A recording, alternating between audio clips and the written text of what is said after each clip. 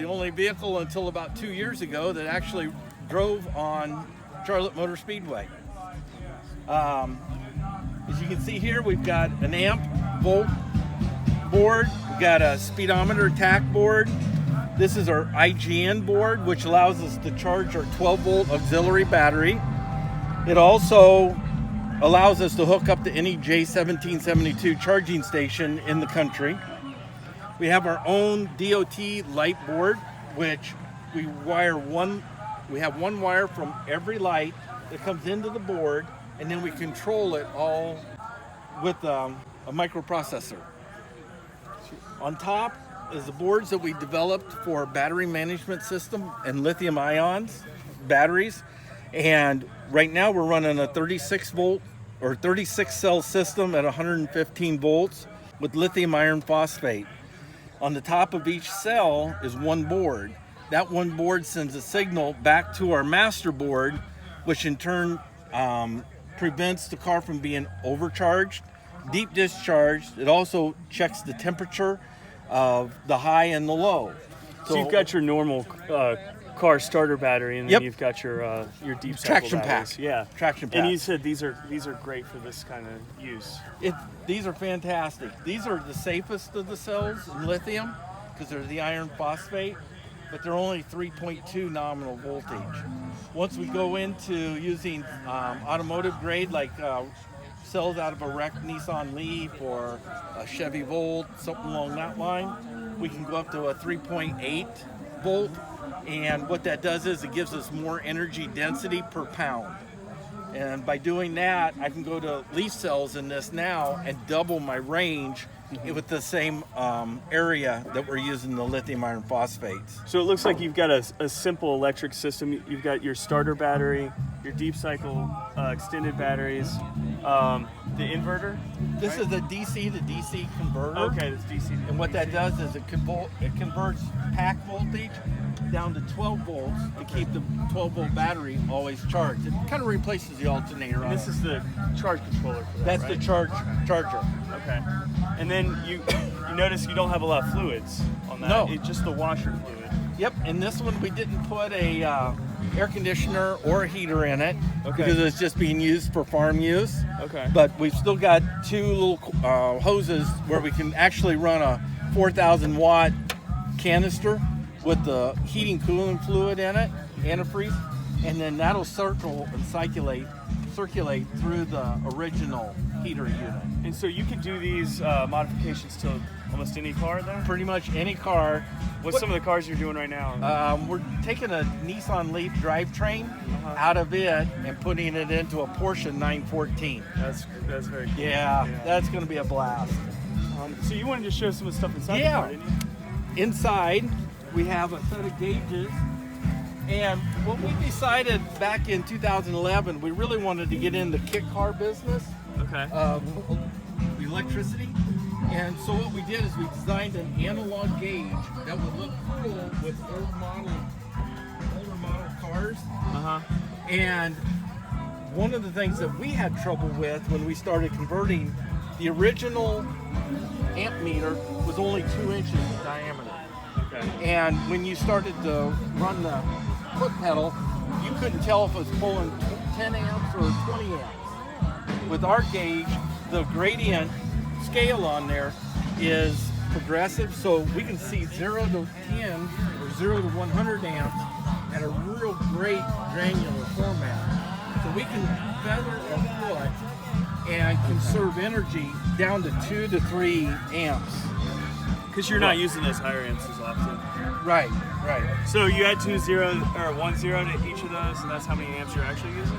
Yeah, we can actually, how many amps you're drawing when you have your foot on the Section 10 accelerator. is 100 amps?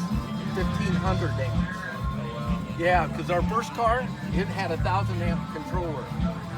And we could do 360 degree burnouts and still come out of the burnouts burning the tires. Nice. Yeah. Is there anything else? Oh, the stick shift. Yes. Yeah. And what we did is we actually hooked up the AC motor Samurai, right? to. We hooked up the AC motor to the original transmission. still has the transfer case, so we still have four-wheel drive. We got the lockout hub, so we can be more efficient if we need to be. And what it does is we're running 7,000 RPMs with the motor that's in here right now. So I can actually run about 55 mile an hour in second gear. We don't want to go where fifth gear would take us yet. I think a lot of people weren't clear that you could have a stick shift with an electric car. That's one of my favorite things because I like driving stick shifts. Oh yeah, and it's a lot of fun. It's kind of like a semi-automatic. What it does is we don't have to use a clutch because we turn the regenerative braking off. Because we turn the regenerative braking off when you let your foot off the accelerator, then there's no power from the motor to the transmission. So it's just a nice, simple, easy shift. And then put your foot down and away you go again. Did you say that it was still four-wheel drive? Still four-wheel drive, and we still have the lockout hubs, so we can run much more efficient in the summertime. But when the wintertime comes around, we want to, work in the snow or ice and that, we can still lock those back in and take off and go. Okay, cool. And you were going to show us the back end?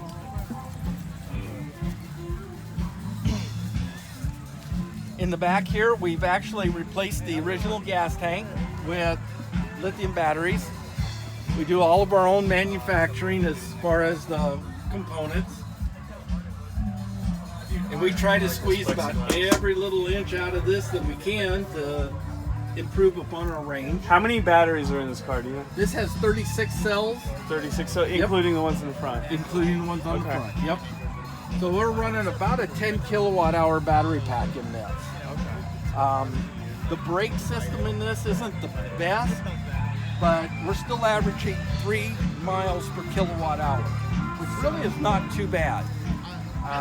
What does that come out in terms of like miles per gallon? Oh. I knew that might be. Yeah, you caught me off guard with that one. I guess most people can contextualize it in terms of miles per gallon. So Just put it this way. I've heard some like incredibly high numbers with electric cars. It is. Because for every gallon of gas that is produced, it takes 13 kilowatt hours of electricity to produce that gallon of gas. Instead of producing the gasoline, they put it right in the vehicle. That same 13 kilowatt hours will give us 39 miles of range. So it's, why produce gasoline is only going to give you 25 or 30, but you can get 39 or more out of it straight out of off the grid. I think I've heard like over 100. Right? Yeah, generally speaking, about 112 miles is what per gallon. Okay. Yeah, exactly. This is awesome. And then all of our vehicles are still charged with the J1772 plug.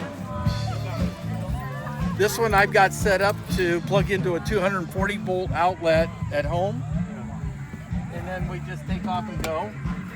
Nice. Yeah. Can you? Now, is Tesla the only one that has a rapid charger, or like other ones have this? There's others that do have the rapid charger. Do you rapid charge this? Or?